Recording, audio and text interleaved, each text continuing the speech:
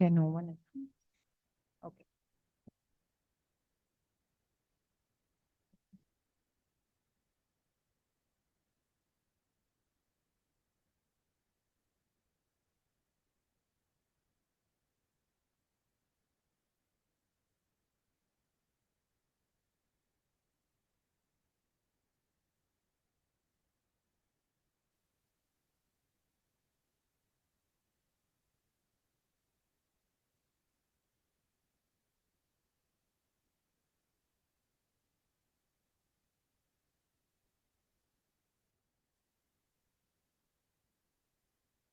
Let's start today with 3.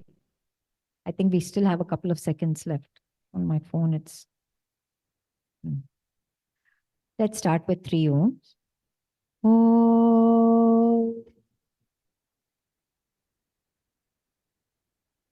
Oh.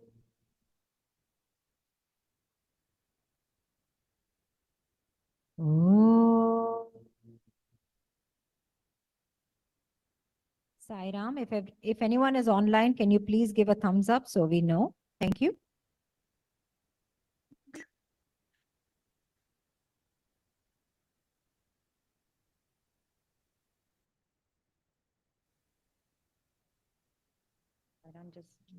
Please bear with me. I think I have the video on, so.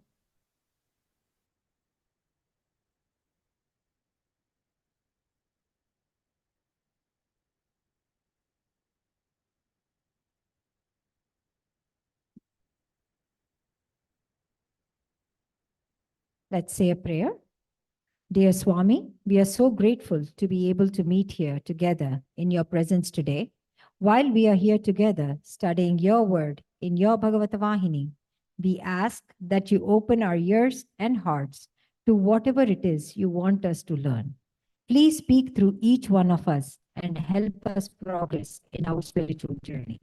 Jai Sai Ram. Sai Ram, everyone. Wishing everyone a very happy Dashara today. Just some etiquette before we forget. Please mute your cell phones. Please, let's start our discussion. Of course, let's not put an intellectual display of on the show. Am I echoing? I am echoing, right? Okay. So with that, I don't have too many notes from last session because I was not able to be here. But just wanted to, I think we talked about fear is what I gather.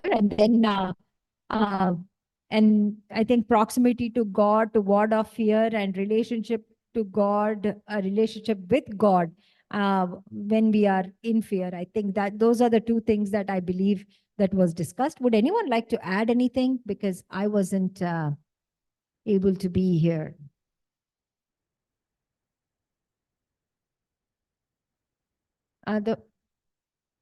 Otherwise, you finish, right? Yeah. So then we will just move on. So I know that. Bhagavata Vahini. Oh, okay. Please bear with me. So I know that most of us, at least, I thought we can listen to chapter 10 again. It's only a 4-minute thing, if that's okay with you. Or yeah. So we'll just listen to chapter 10, and then from there on, we'll go through the questions. Oh, sorry, 10 minutes. It's more than that? The whole chapter?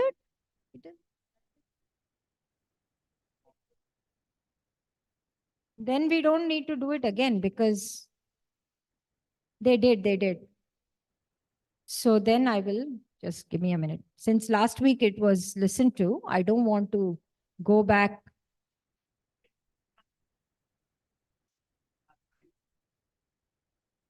Okay, that's okay. So, because I don't remember the gist. No, but that is, okay. Yeah, for lots of people. So let me finish.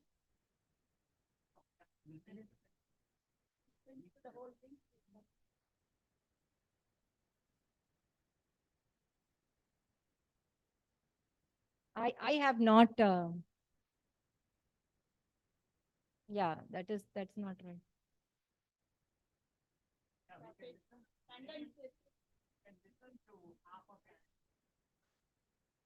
Maybe we can do that. Let's do that. Thank you. Because I don't myself remember the.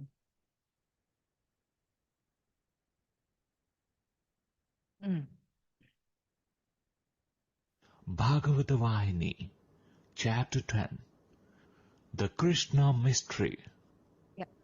Bhima managed to muster up some courage. He said, "Brother, grant me leave, and I shall proceed to Dwarka in an instant, and return quick, bringing full information of all that has happened to remove your fear." Even while Bhima was praying on bended knees for permission, the sun set and the lamps started emitting feeble light from every place. Meanwhile, a guard from the main entrance rushed in, announcing that Arjuna had come and that he was approaching the royal apartment. Everyone rose as if they had suddenly come to life. They hurried forward to meet Arjuna, thirsty for news from Dwaraka. Arjuna came in, depressed and despondent, devoid of any sign of joy. Without looking the brothers in the face, he rolled over the feet of Dharmaraja.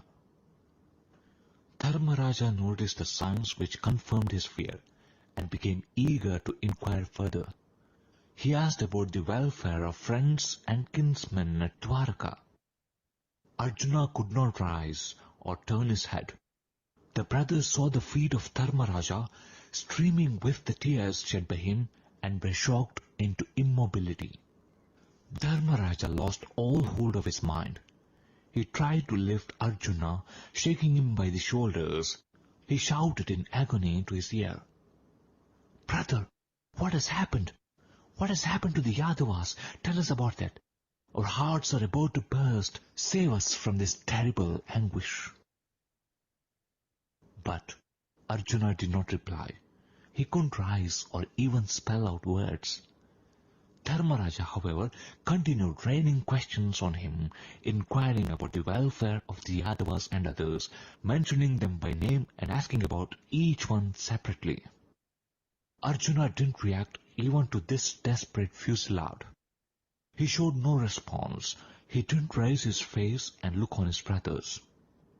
"You need not tell us the rest, Arjuna, but you must tell us, what has Vasudeva directed you to tell us? What is his message to us? Tell us that." Dharmaraja appealed. Arjuna couldn't bear it any longer.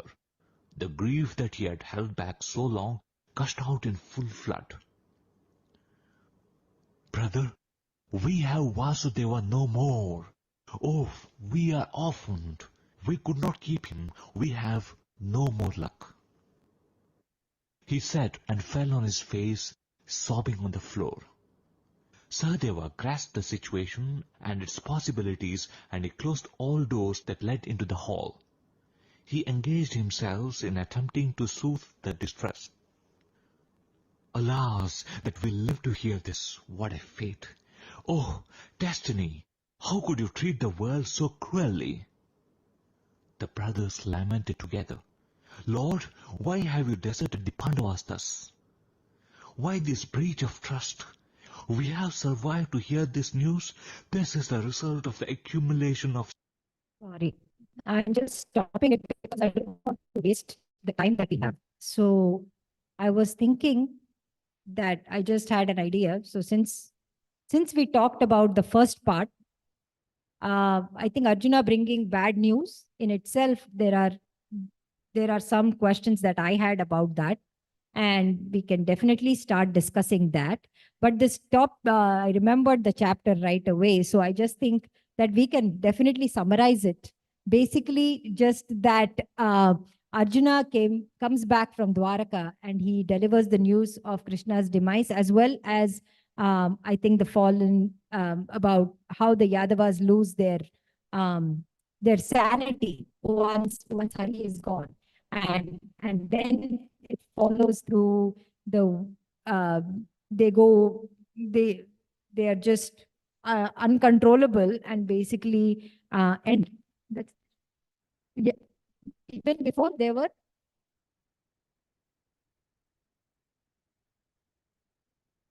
So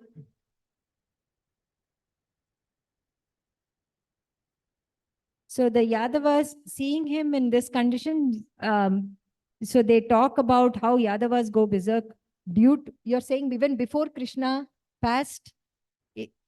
Krishna, they did a yajna and they gave dhanam and all that. And they sat down to eat and something triggered and they were fighting with each other. Father killed son, son killed mother, something That's like the that. one. Yeah, Right, but I thought that was But after Krishna was Krishna. there. No, Oh, Krishna was Krishna was there. Krishna was there. Yeah. Krishna was there. Okay. Yeah, so those are, so there was an uncontrollable. Plus, Yudhishthira says, what about the Yadavas? What happened to them? And Arjuna says, we are the only one who are living after Krishna. They didn't have to suffer through. I was They getting to died that. before Right. Krishna. Oh, they all, yeah. So then, of course, we move on to how Arjuna tries to have some words of consolation. He tries to kind of see rhyme and reason into why Krishna is not here anymore, and then that's basically the chapter in. Of course, it moves on, but as we go through the questions, I think we can come back and visit. If that's okay with everyone, we can do that. So initially, just with sorry to make you all dizzy. I try to avoid that sometimes. So how does Arjuna's profound sorrow at Krishna's departure reveal his lingering attachment to the world? So they are all still attached to Krishna so much. Is this Maya? What Maya? You're just, I know, I only put it there. Yeah, but they should, so they know Krishna is beyond, especially Arjuna knows he has seen that form. He has seen the Sarva Vishwarupa. He saw that, but he got very scared, right? He didn't want to see it anymore. He told him to go back to it. Yes, because that Virat, that Vishwarupa, all the eyes, all the living beings were staring at him, and he got very scared. So he wanted Krishna to come back to his Krishna form. But that is Maya only. We are attached to the name and form as Krishna. They didn't go beyond we that. are. But No, they were living a human life. They were not realized souls living at that point. They were like you and me. Arjuna saw Krishna. Yeah, we have seen Yudhishthira behaving like all of us. I mean, that we have seen that. But in this chapter, I'm surprised that Arjuna behaves that way, because Arjuna always showed that the reason Bhagavad Gita was taught to Arjuna was because he was right ready. student. Yes. He was ready. And yet, I think it is the vasanas. It is everybody, it affects them. So I think that's what is happening here to Arjuna. So he knows all that in theory, but in practice, he's not able to adopt. Yeah, he was attached to Krishna. No matter how good the student is, he excelled in Bhagavad Gita's teachings, maybe. But in real life, he couldn't come over that. So he's attachment. Arjuna is an able student. Okay, he's a smart student who can understand. Doesn't mean that he's beyond us or anything like that. Because why would he get the lesson if he was truly? There's no need. He's panicking because he has to kill his kith and kin. That's all of us right there. Yeah, I agree with Shobhaji so much. And I want to add to what she mentioned. Let's be very clear about Bhakti Yoga and Gyan Yoga. In Bhakti Yoga, the Dvait will be there. We have to maintain the Dvait. We cannot have that Bhakti in single. Let's be very clear about the basic fundamental of the Bhakti Yoga. Bhakti Yoga, there would always be a Dvait. An Isht and a Sevak. Your Prabhu and your Sevak, that will be always there. So that norm we cannot deny. Arjuna was there and that was his Isht. Our Guruji and me. So whenever we praying or worshiping, we cannot tell our Guruji, pray me. We cannot tell our Bhagavan Krishna to pray me, to offer me food because we are one. We cannot do that. So they would be always there. God and, okay. This is the basic rule. We have read it so clearly. God and Guru, we can never have. We can, in that matter, when we are doing prayers, offerings, Very good point. Bhakti, there would always be Advait. We cannot have the Advait in that mode. Advaita will be in Jnana. You have achieved it, but you will still keep worshipping your Guru and your Bhagwan. You cannot say, no, now you will worship me. You can never say that. Even if you, from inside, you know, Atma Tattva is same, but, okay, the Atma Tattva is same in the officer and the peon, but you will not tell the peon to sit at the top seat. And you will always offer the top seat to the officer only. So it is Prabhu, and we are the Sevak always. In the practical way, we cannot go beyond, follow the new rule, that kind of thing. We have to worship him as a Dwat. That's what Arjuna is doing. That is where my you're right, because that is exactly where I'm like, that's why this question, because I'm like, okay, Arjuna knows Bhagavad Gita. Why is he knows what is For your explanation, did Arjuna realize that soul, the divine Brahman, or he just took it as a lesson? What did he understand from the teachings, right? From Krishna? I think he just understood. He intellectually, he understood what Krishna meant. I don't think he experienced it. That is the difference between So experiential knowledge and the intellectual knowledge. Yeah, I that think- knowledge he didn't get. Correct. He experiential knowledge you can get only with the experience. So I think that is where this one is. So he and especially, I mean, we know Swami. We have seen Swami alive, and when he left this mortal coil, then so many people felt that vacuum, right? Why do we feel the vacuum? Swami says, "I am God, so are you." So if we are all there at the experience level, then we should not feel his absence at all. But no, there is a difference between us and Arjuna. The that's question what you're here saying. is because Extensive it is teaching we Arjuna. didn't get. Yeah, so one thing is, if wrote Bhagavad Gita, okay, when we were reading through that, Arjuna always had, even though Krishna was trying to do it, it just took him enough out of his doubts to go and fight. But I don't think he realized. Not realized. Yeah, even during the war, there were many situations Krishna had to prod him. When, like, for example, Karna, he didn't want to, do what Krishna asked him to do. So Krishna had to prod him all the time. So even though he kind of understood, but I don't think he fully realized. See, if you just look at this chapter, right, the way Arjuna relates the thing itself shows how far he is experienced, because it's not just he's just saying it as an elevated soul. Yeah. Like when Swami says somebody has passed, Yeah. it's just a message. Okay, no emotions attached. But when we see Arjuna relating that Krishna has this one, the other has no more, he's so much emotionally attached. So that shows his that even though that shows the levels that people have to raise to reach that. Okay, Arjuna may be at that level, but still there is so much beyond that he has to cross. So in this case, my question is wrong, because I assumed that Arjuna is the realized soul. So here, because he was eligible for Bhagavad Gita, that lesson from Krishna himself, my assumption was, oh, he's a realized soul. He came, Yeah.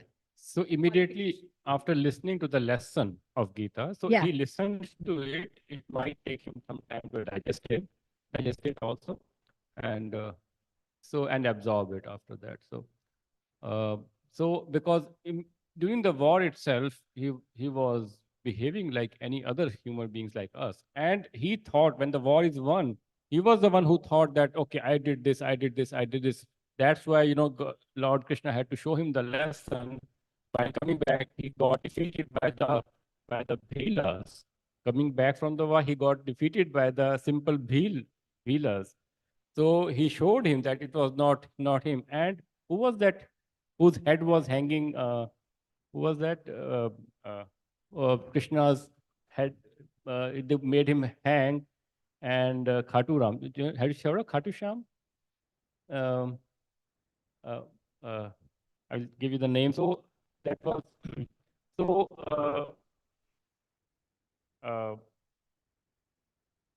Uh, he thought that I did this, I did this, I did this. So they asked him, so who was the warriors? He said, I saw only Krishna and his Sudarshan Chakra. Only these two things were working throughout the war. I'll give you the name. Oh. They said no one else was doing anything. It was only the Krishna and this Sudarshan Chakra. They were doing the job, and I did not see anyone else. That was Ghatotkacha. Barbarik. Barbarik was the son of Ghatotkacha. Ghatotkacha was the son of Bhima. Yeah. So Barbarik, Krishna asked his head just before the war, and he hung it in a tall Right. place. That place is near in Haryana. We have seen that place. He hanged that place. He could see the war. Only the head was hanging. And they asked him, so who was the warrior who killed everything? He said only Krishna and his Sudarshan Chakra. There was nothing else. So to Shri Krishna and so the theme was Arjuna also felt proud that I did this, and it was shown that no, it was not. It was him who. Right. Wow, that's There's a interesting. story also after Krishna passed away. There was another war. Some people were coming, and he had to protect the ladies. Arjuna couldn't even lift a bow and arrow. Right. He couldn't even fight. He couldn't lift it up. Yeah. Then he realized he never had any power in him. It was all only Krishna. Only Krishna. After Krishna's physical body gone, and Arjuna was so powerless. He realized at that point. Yeah. I mean, okay. So that's what I'm saying. So I thought differently, of course. And so moving along, then, so what is prarabdha karma? The reason that I'm bringing up, we'll talk about karma in detail again. The reason why I'm bringing this up is Arjuna and Dharmaraja repeatedly referred to the inevitability of destiny, right? And when I read the chapter, they always say, oh, the downfall of Yadavas was destiny. This is destiny. Swami writes it again and again. From Advaita perspective, there is no apparent destiny with non-ultimate Brahman realization. You know what I'm saying? So karma theory is there in Advaita also. But we know who we are, right? Like, I know, of course, karma theory will be there. I agree with that. But the thing is that destiny, what is the part of that destiny will play for the karma? For the jiva, right. See that. Oh, so it is at the jiva level. Prarabdha karma is what we are born with. We are going through now. Yeah, see, right. No, that is what it is. But the Sanchita karma, what I understand is all the accumulation of our karma from previous so many janmas, we have that in the bank, let's say. And a fraction of it, we have it now to work out. That is prarabdha karma. That what happens is, that one is like the arrow leaving the bow. It is there. You cannot do it. It left the bow, the arrow, it has to reach the destination. So you cannot stop it. It is working for us, whatever we are doing. But whatever we are doing now also, we are accumulating karma, good or bad. The agami karma that is going to come, that will be decided later. Right? Right. So, yeah. So what is a prarabdha karma? Yeah, we are that going is through now. The whole accumulation of whole, right. Yeah. All that. A small fraction of it that we have now, right now we are working out. And meanwhile, we accumulate more karma too.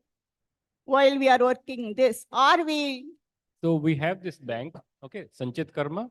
Out of that bank, we selected few karmas and get birth of this life. We are born with some select, which is called prarabdha, which came out of that bank.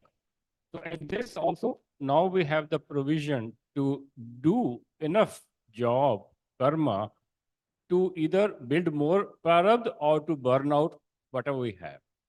So we have all those options we already, I think Bhavani ji, we discussed in the last one, you mentioned Yes, it. yes. So either you build up more karmas, or what is karma? Karma is kriya plus I. Kriya will not build as karma. Let's remember that. Kriya is the action. Action will not be harmful when action is plus I. When action gets associated with I, With the that self. becomes karma. That becomes karma. Normal actions, it will not be in your prarabdha. So Karma, breathing is not that. so kriya with I, with I, that I did this, I did this, this is what I am doing, that becomes the karma. So that's another part of In other way of understanding easily is what will not accumulate bad karma is selfless action. Oh, Self that we is the know. I. Yes. That's what he means. Okay. You know, so back to- selfish actions will create karma. Selfless actions will not create more karma. So You can, yeah. But so breathing and action, that is action, right? Gonna create karma. But that is not a It's selfless living- act. No, it's a living function. It's Are not you a. actually breathing? You are making an effort.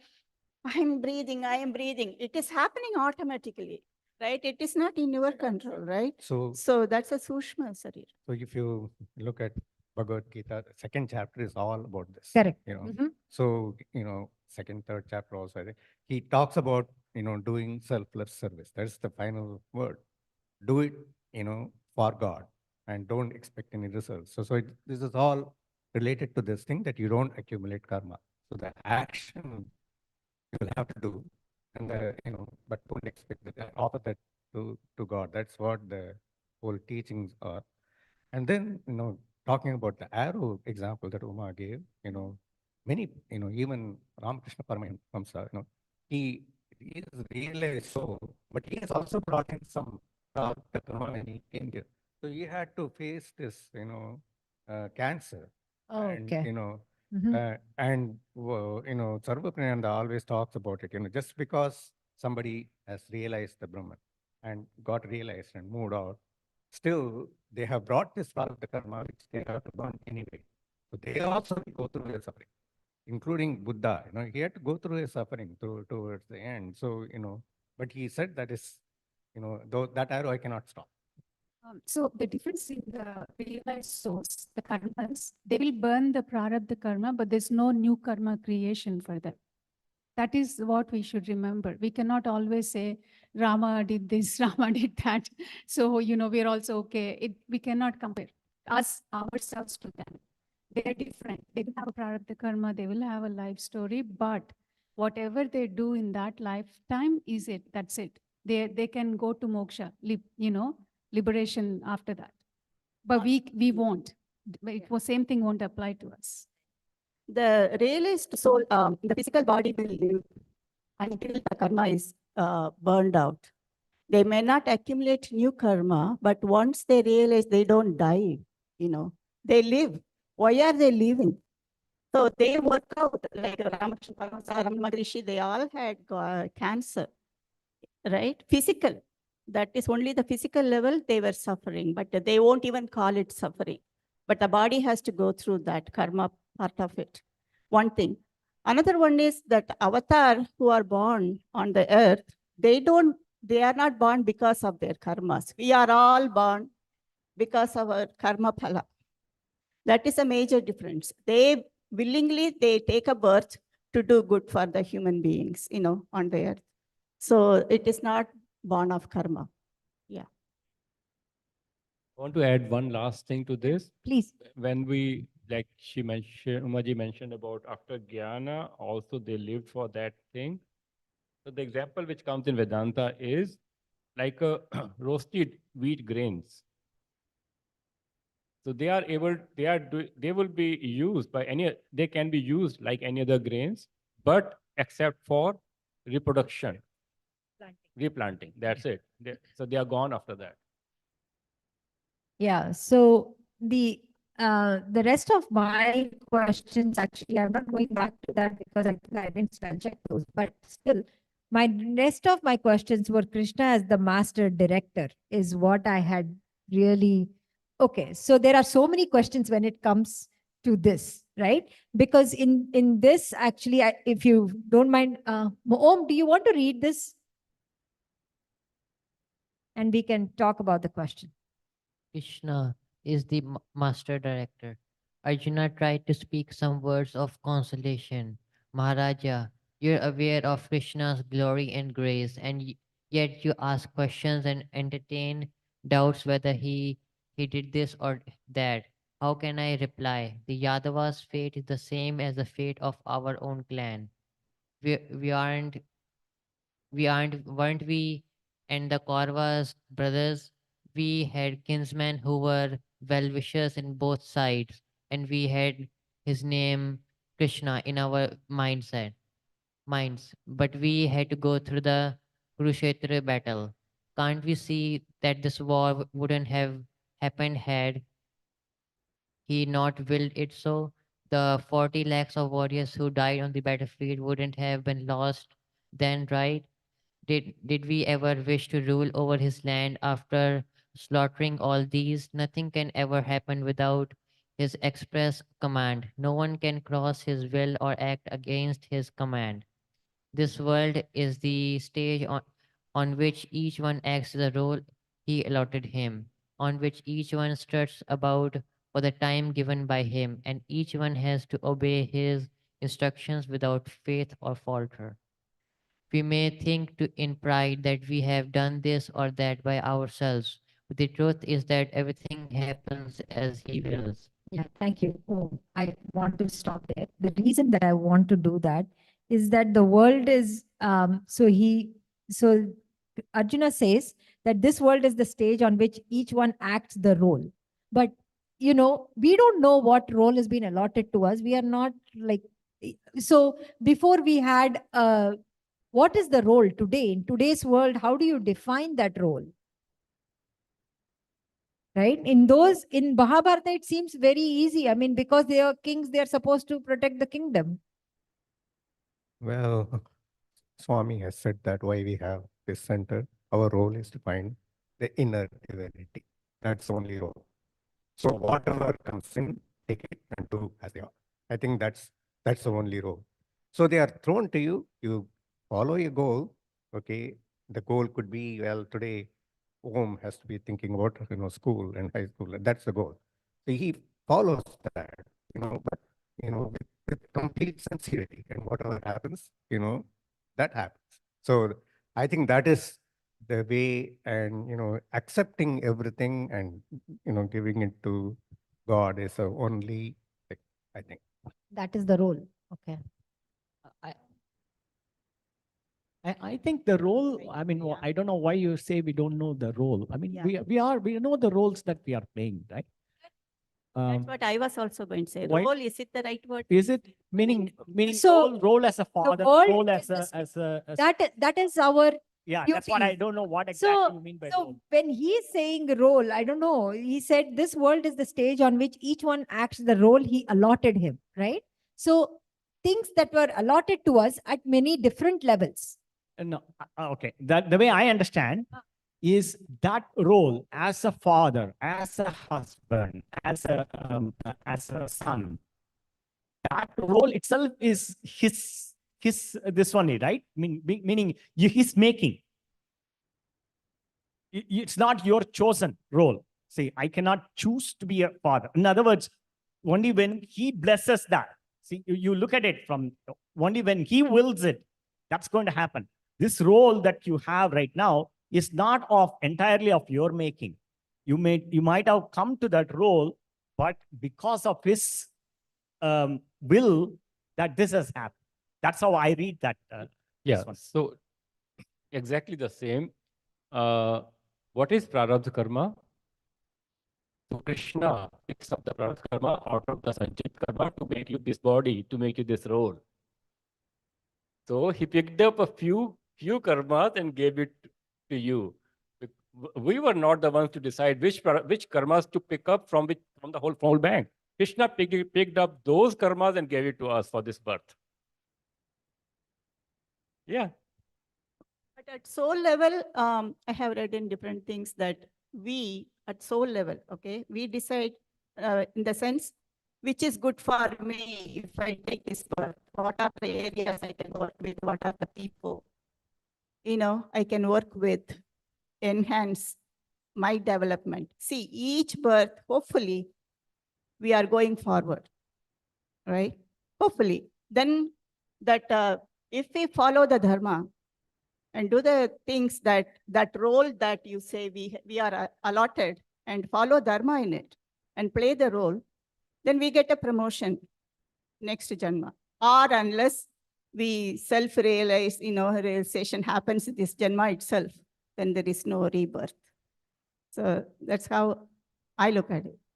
See, the way I understand is, see, if some organization, you're an employee, your boss, at every year during performance evaluation, will come and sit with you.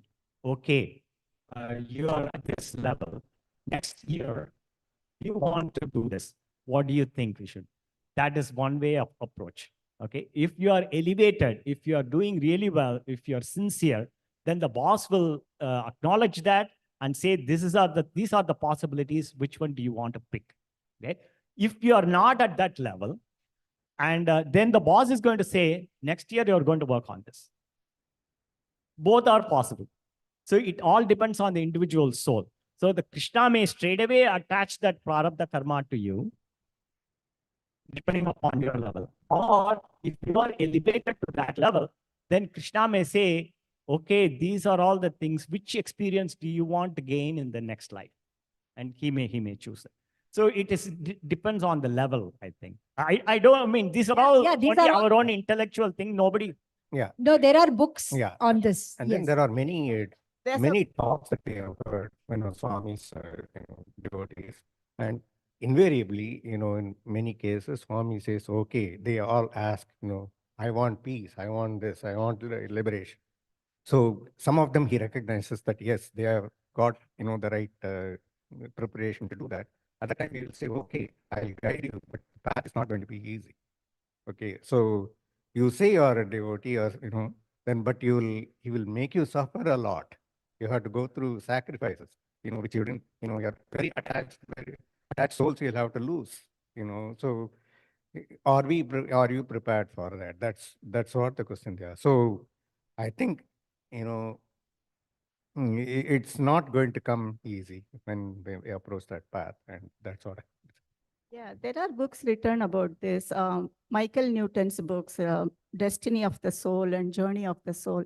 They have done, yeah. So there are a lot of research have been done with the, these kind of things. They say that the soul, like Krishna, okay, there are advices that Krishna could be one of them to guide us to what kind of births to take and what kind of challenges. See, it is not an accident that you meet people in your life from, even if you take us, for example, from different parts of India, we all came and we are going through and we are learning from each other also. It is helping us, in this satsang, let's say, okay? So it is not an accident that we are all sitting here today. So like that, lot of things are, they are helping us. And probably we have, at a soul level decided, yeah, these are the things, it will help me to go forward. There are so many people who don't come. They come once and they don't come here anymore, So their destiny. Yeah. So if everything was supposed to happen through karma, there would have been no role of Ishwar. Ishwar, oh, I did karma, I'll get my result, we need a medical director. We need a director who can pick up the karmas and give you this birth. Allot you a duty, allot you this thing. Otherwise, you'll say, oh, I did all that. Dhritarashtra said, or the Bhishma Pitama said, I had never done a wrong thing. Why I'm sleeping on the poles, on the bed of, all these arrows. So, yeah. So he picks up, gives you this job. So that's a kind of duty assigned to Ishwar also. Also, at the end of Mahabharata, in one of the things where Dhritarashtra, I forget his name, the wife. Dhritarashtra's wife? I forget her name right now. Gandhari? Yeah, it's one of those occasions she actually curses Krishna. And she says, your whole plan will disappear, because, the way you have, destroyed mine, ours. So actually, if you think about it, I don't know, this particular thing says that that's probably a result of, he also had to face the karma. But then that also he has designed. So that is what we have to understand, that also he has designed. So, okay, we get that very clearly. So, yeah. So nobody can escape karma. Yes, understood. But again, so we are saying, as far as the roles go, we are saying these roles are also designed by him for us to play today. Basically, that's where we are. Okay. So if we read further down, they actually generalize this war, or in general everyday fight within ourselves or otherwise, I feel, is based on wealth, dominion, and woe. So basically that's what they're talking about. Basic, who is going to be ruling over who, and how much wealth one has over the other. I don't know much about women, but basically those two are a perpetual fight in today's world as well. I mean, that's why Ukraine war is going on. That's why, Palestine and all of these guys are, wealth and dominion, as in power, is what it is. So if destiny is playing that kind of a role, how does, I mean, how can, what is in our control then? We should not, what is in our control? That is called mass karma and mass miskarmas or bad karmas. Big, lot of people did bad karmas together. Why tsunami came and killed those huge 1,000 people only? The Twin Tower fell and those 3,000 people died only. That's why the mass good karmas and mass bad karmas come into play. So like you're saying, all the Ukraine is burning. So all of those people have done some united bad karmas. That's what is the only theory we could find. Right. I was So, kind of reading about it. So yeah. So that's, so in today's world too. So what is it that can help then?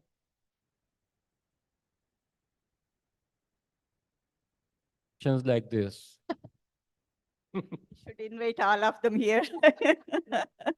Now they are all doing in their own way good things, that only doing good things again, living a dharmic life, that will negate the negative things. Right? That's what it is. Otherwise, you keep on fighting and fighting, I for an I will be a blind person like that. So we have to get rid of all those negative things. If don't think about the national level or international level. We can think about only our level, individual level.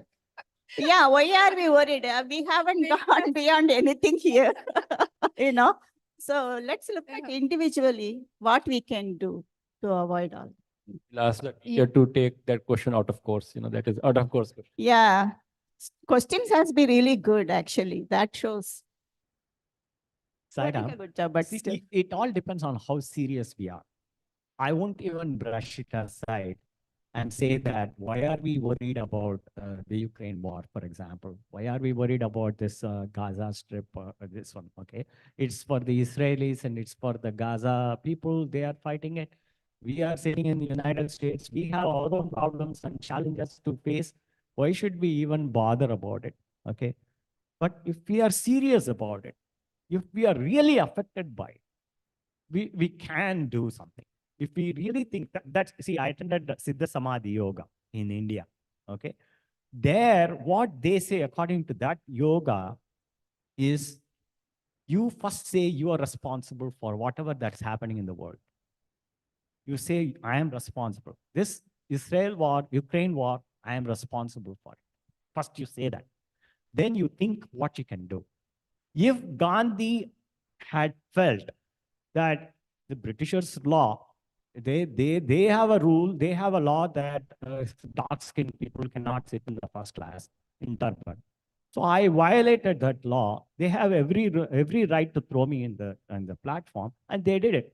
So I have to just abide by it. If he had felt that way, Gandhi, I mean, this apartheid would not have gone. I mean, it went away later, but at least the world would not even know that there is something like that going on. And there won't be a Gandhi that we will be talking about. So if we are serious about it, and again, it is the prarabdha karma only of Gandhi that he did that. I'm not saying that. He brought that on himself when he took this life, that it is going to be his. So he faced a lot of challenges, and he was strong enough, courageous to face those challenges. And yet that's why we are calling still Gandhi. So what I would say is, let's not brush it aside as saying that this is something that is happening. Why are we even talking about it? Or why should we even bother about it? If we really think that we should do about it, we should do. We should do. See, we can, it's not that we don't talk about it, but what I am trying to say is, let's focus on individually. If individually we do the right thing, and Swami says the best help you can do is just to pray. We can do that. The prayer has enormous power.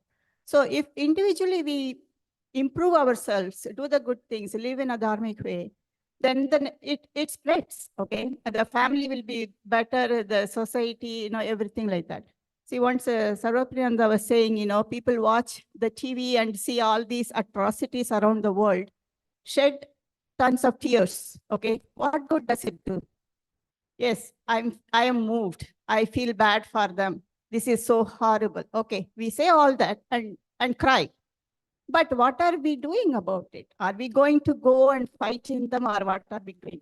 He says, but people cry for that. They are nasty to the person sitting next to him. So if we are kind to the people next to us, we are doing good things, we improve the quality of our life, it will spread. It will be good. So I want to, that's what I feel. One thing I want to add, we are talking about Gandhi here. So the modern Apple guy, inventor. So he, Steve Jobs, yeah, names are getting very hard these days.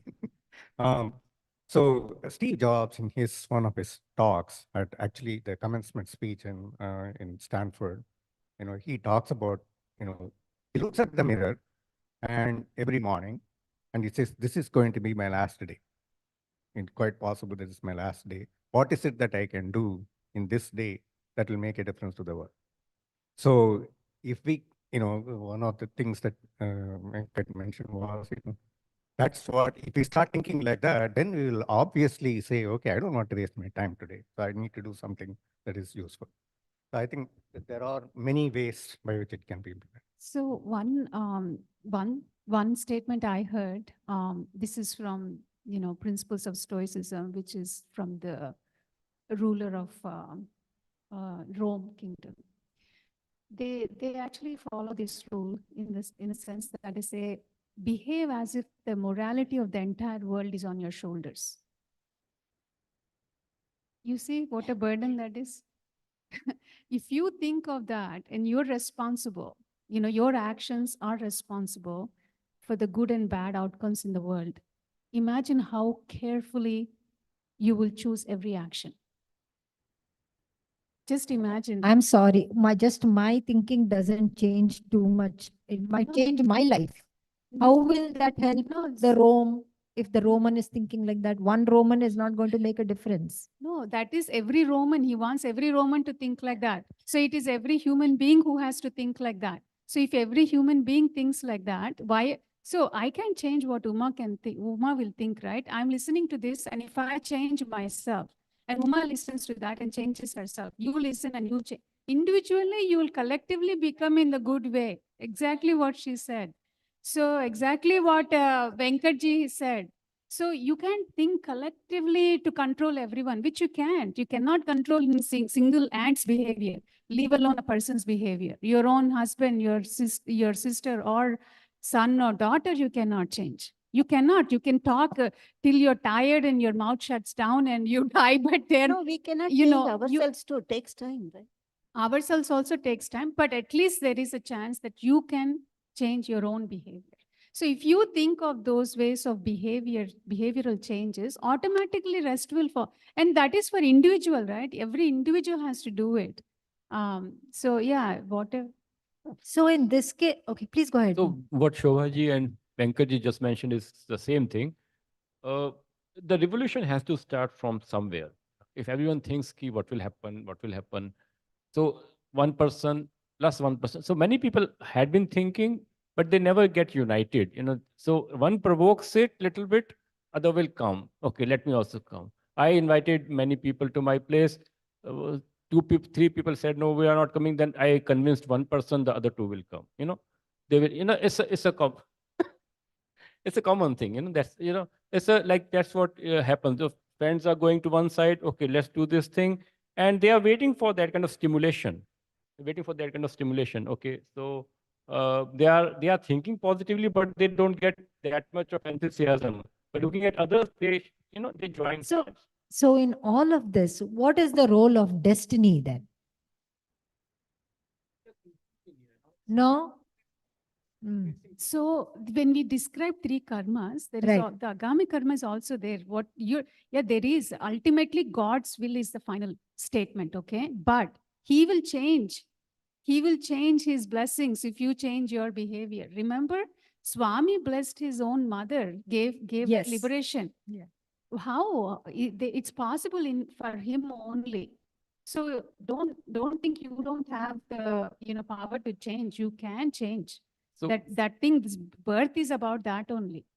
To not create more bad karmas, burn off some of the karmas if you can. Future karmas, at least don't create too many, right? He gave you that opportunity for sure. But ultimately, yes, it will all go according to His will. Yeah, that is there. But Yeah.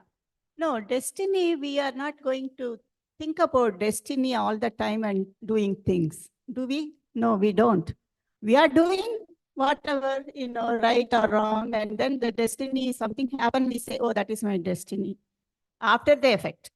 But we don't think about destiny ahead of time.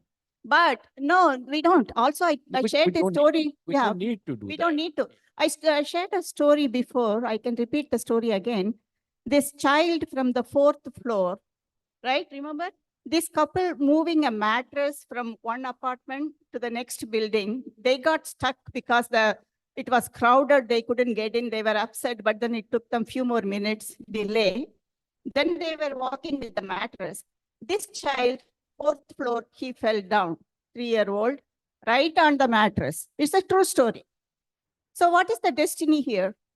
For the child not to die, we can say. The people were irritated, they are getting delayed, but that was the destiny that they have to carry. How often does this happen?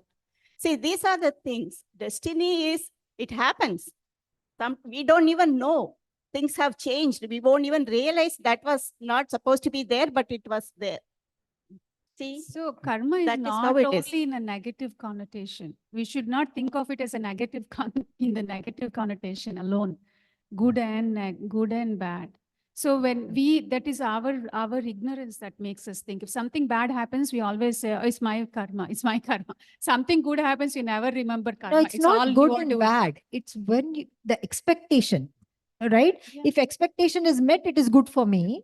Exactly. If it is not met, we say that, right? Mm. Agreed. But at the same time, it's always bad, right? Otherwise, why will we have janmas after janmas if we No, it's not always bad. Yeah. It's not always bad.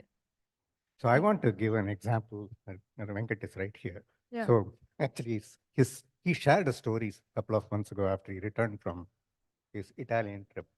So I thought about it, and it has got many elements of this. So he was driving to the airport, and on the way, he was speeding, and the cop, stopped him, and then, he waited for some time, and then he came back and said, I have never seen this. All the tickets I got, the cop only wrote the thing. right. But in his case, the cop told him, no, my printer is not working, so I'm letting you go. Right. Okay, here is a grace that has come in the form of, some good thing Right. that has happened, and that's a grace. Yeah. And then yet, he goes to the airport, and the flight is, delayed and delayed and delayed, finally canceled. Yeah. And then he has to struggle to, the people who are supposed to help, they are no longer there. And then he has to go and, book his own hotel room and go there and, did all that. So here is one place where he has given the grace, other place he has not given grace. In both cases, his expectations were, I don't want to get caught. Right? He wants it. So I think, this is where that play, I think the grace, in my opinion, it happens that where, sometimes the good grace, which is he was planning to give at a time when, it may not make a difference to you, why not give it now? And Right. some other, he may say, okay, let me hold it. He has to face this. So I think if we think of it that way, then we will face it much better. Saira. I think for Venkat has gotten away 3 times at least without getting a ticket. He has really, yeah, yeah. Right in front of the cop, he runs a red light, no ticket. Yeah, If it is me, I I would remember. get it. And also we followed him. Remember for the retreat? He goes away, all of us get caught. Ticket, Raman was driving. So Venkat is using up all his good karmas. That's all I Cop tickets. Using up. Yeah. Good.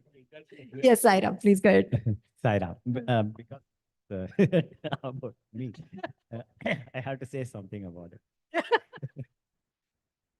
Yeah, I, please. I don't consider that, definitely it's grace, Great. but the grace is not because I escaped the ticket. Yeah.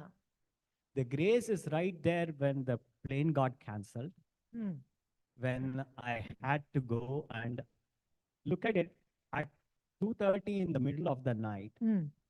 when the airline staff left. Mhm. They said, you can find your own accommodation on a Memorial Day weekend, on a Friday night, Hmm. on a Saturday night. Yeah. To get the accommodation was his grace. Hmm. It's just the same example that Shankaran gave the Right. other day about the person listing so many things as to why it was wrong, and the wife pointing out to so many things. So it is his grace that I could get the accommodation that night and we could sleep. Right. And further to all these things, the airlines refunded and gave us a check Mhm. for this. So it is his grace that we got some compensation. Right. So if you look at it, the grace is always there. Yes, we missed a few of the places that we wanted to see, which we couldn't see.